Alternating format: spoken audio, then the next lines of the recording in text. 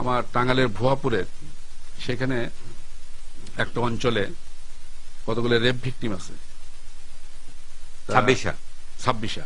সেই 26টাতে আমি এখানে আপত্তি করব, আমি আপনার কাছে আসবো।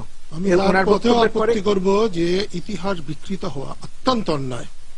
26টাতে একটি রেপও হয়নি। আমি ওনার বক্তব্যের পর আমি আপনার কাছে আসবো। মুক্তিযুদ্ধে আমার নিজের নিয়ন্ত্রিত এলাকা ছিলেন।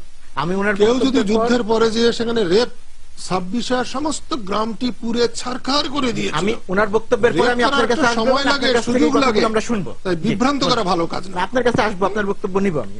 শুনে বিরক্তিকর। বলুন। না, আমি বিভ্রান্ত করছি না, আমি আপনাকে বলছি না যে আপনি বিরক্তি। আমি আমাদের কাছে তথ্যপাত্য যা আসছে, তথ্য যদি ওই রকম বিভ্রান্তিকরই হয়, যুদ্ধ করলাম আমি 26 গ্রামে একদিনে 36 জন লোক মারা গেছে, যে সময় জ্বালিয়ে পুড়িয়ে দেয়, সেই সময় মানুষ রেপ করে মানুষ। বঙ্গবীর কাদের সিদ্দিকী, আমি ওনার কথার পরে যদি আপনার কাছে আসি তাহলে আপনার কথা শুনে, দুইজনের কথা বললে দর্শক শুনবে না।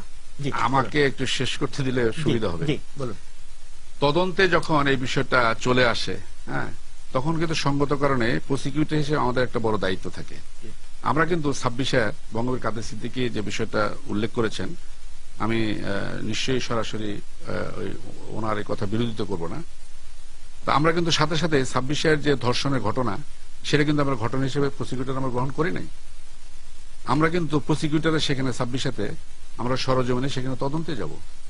ফলে ইনভেস্টিগেটররা কতগুলো সাক্ষ্য নিয়ে আসলেই আমরা গ্রহণ করতেছি। আমাদের শেরপুরের ওইখানে বিধবা পল্লী, হ্যাঁ, আমাদের মিডিয়াতে সে বিষয়গুলো আসছে। আমরা একটা বিরতিতে যাব। দর্শক, বিরতির পর আপনাদের আবারও স্বাগত। দেখছিলেন ডিভাইন গ্রুপের সৌজন্য অনুষ্ঠান আওয়ার ডেমোক্রেসি। আমরা আলোচনা করছি যুদ্ধাপরাধীদের বিচার প্রসঙ্গ। কথা বলছেন বঙ্গবীর কাদের সিদ্দিকী, বীর উত্তম, জিয়াদ আল মালুম এবং ডক্টর এম এ হাসান। আমি আপনার কথা শেষ হয়নি, বিরতিতে গেছি। খুব সংক্ষেপে আপনি আপনার সাক্ষীর জায়গার ব্যাখ্যাটা দেওয়ার পরে আমি এদিকে। এই অপরাধ প্রমাণ করার জন্য 40 বছর পরে সঙ্গতভাবে অসংখ্য প্রত্যক্ষদর্শী সাক্ষী এবং ভুক্তভোগী সাক্ষী পাওয়া যাবে না, সেটি স্বাভাবিক। এই আইনে অবস্থানটা কি আছে? ভুক্তভোগী সাক্ষী, প্রত্যক্ষদর্শী সাক্ষী বা ওই ভুক্তভোগী পরিবারের সাক্ষী, ওই সময়কালে প্রকাশিত প্রচারিত ম্যাগাজিন, খবরের কাগজ, গবেষণালব্ধ কোন পত্রিকা, অডিও, ভিডিও, ডকুমেন্টেশন, সাক্ষীর কাজ করছে, এগুলাই এই ধরনের অপরাধ প্রমাণের জন্য সাক্ষ্য হিসেবে এই আইন অনুযায়ী।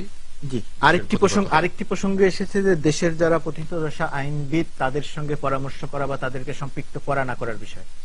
এটা আসলে প্রসিকিউটর হিসেবে এটা জবাব আমার এখতিয়ার মধ্যে পড়ে না, কিন্তু আমি প্রসিকিউটর হিসেবে কাজ করতে যেয়ে আমি যাদের কাছ থেকে সবসময় পরামর্শ এবং সহযোগিতা পাচ্ছি, সেটি আমাদের দেশে প্রতিষ্ঠিত আন্তর্জাতিক খ্যাতি সম্পন্ন আইনজীবী doctor Kamal Hossain, barrister Amirul Islam, Ruknuddin Mahmud, doctor Zahir, সাবেক অ্যাটর্নি জেনারেল মাহমুদ ইসলাম থেকে শুরু করে বর্তমান অ্যাটর্নি জেনারেল পর্যন্ত। জি, আপনি বঙ্গবীর কাদের সিদ্দিকী, এই কথার প্রেক্ষিতে যে আলোচনাগুলো হলো তার মধ্যে আপনার কথার থেকে আমরা এক ধরনের হতাশার দিক দেখছি যে বিচারের জায়গাটা নিয়ে আপনি যেভাবে প্রত্যাশা করেছেন সেইভাবে ঘটছে না ঘটনাগুলো। এর মধ্যেও আমরা দেখলাম যে একজন যুদ্ধাপরাধের দায়ে অভিযুক্ত যার চার্জ গঠন করা হয়েছে, দেলোয়ার হোসেন সাঈদীর কথা, পুরো বিষয়টিকে আপনি যদি আবার জানতে চাই আপনার কাছ থেকে। আপনি আমার আশাকে সবসময় হতাশার মতো করে দেখেন, তো আমি এখানে খুব একটা আশা দেখতে পাচ্ছি না।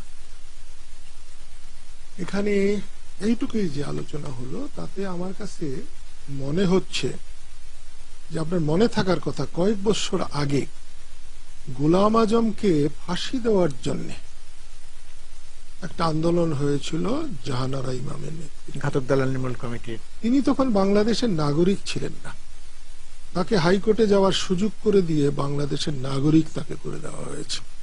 কারণ বাংলাদেশের সংবিধান জন্মসূত্রে কোন নাগরিকের নাগরিকত্ব বাতিল করতে পারে না, একটা মস্ত বড় একটা দেওয়া আছে, একটা মহান সংবিধান। এই মামলাও ঠিক সেরকম কিনা যে এই মামলার ওই যে কি বলে এই কসরত করে যুদ্ধ অপরাধীদেরকে যুদ্ধের অপরাধ থেকে দায়মুক্ত করে দেওয়া হবে কিনা। আমি এখানে নিজে বসে আছি, ডক্টর সাহেব 82 সালে সেই রেপ করা রোগীর চিকিৎসা করেছেন বলে তার ফ্যাক্ট ফাইন্ডিং বইয়ের মধ্যে লিখেছেন, একটা যুদ্ধ হয়েছে খুব বেশি হলে 1 থেকে 1.5 ঘন্টা, সিরাজগঞ্জের থেকে পাকিস্তান হানাদাররা 26-এ এসেছে, এটা যদি পিরোজপুরে হতো বা গোপালগঞ্জে হতো বা অন্যখানে হতো তাহলে মেনে নিতাম। নিজে উপস্থিত থাকা একটা জিনিস দেখার পরে, যেখানে খুব বেশি হলে ঘন্টা দেড়েক উভয় দিক থেকে গোলাগুলি হলে সেইখানে কেউ রেপ করে, যুদ্ধকে এইভাবে রেপের অঙ্গে নিয়ে গেলে তারপরে তো দেশের আর কিছু থাকে না।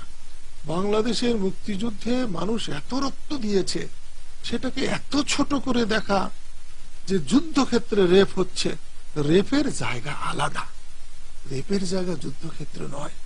এবং 26 একটা গণহত্যা হয়েছে, পুরা হয়েছে, মানুষকে মারা হয়েছে, সেটাকে ওই হিসাবে তুলে আইনা বিচার করা যেতে পারে। সেখানে রেপের যদি কোনো সাক্ষী হিসেবে আনা হয় সেটা খুব একটা বড় হবে না। এই কারণেই বলেছি যে এটাও তো একটা মস্ত বড় ষড়যন্ত্র নয় যে এই যে যুদ্ধ অপরাধীর বিচার বিচার বিচার এ কথা বলে এটাকে হালকা করে নষ্ট করার। এবং মালুমকে যে কথাটা আমি বলবার চেষ্টা করেছি, যুবকরাই তো কাজ করবে, তাদেরই কাজ করার বয়স, কিন্তু অভিজ্ঞদের অভিজ্ঞতা নিয়ে, এই যে যেমন ডক্টর সাহেব এখন আমার যুদ্ধকেই কোনো পাত্তা দিচ্ছেন, উনি বলছেন এটা আপনিই সব না। সত্যিই তো আমি আজকেই সব না, কিন্তু নিয়াজের সামনে আমি যথেষ্ট ছিলাম, অনেক কিছু ছিলাম। আরো অনেকেই আপনি তো ছিলেন হ্যাঁ, বটে, কোনো সন্দেহ নাই, কিন্তু তো আরো তো সেইখানে অনেকেই ছিলেন। এইভাবে আমরা সময় পার হয়ে গেলে অনেক কিছুকেই আমরা স্বীকার করতে চাই।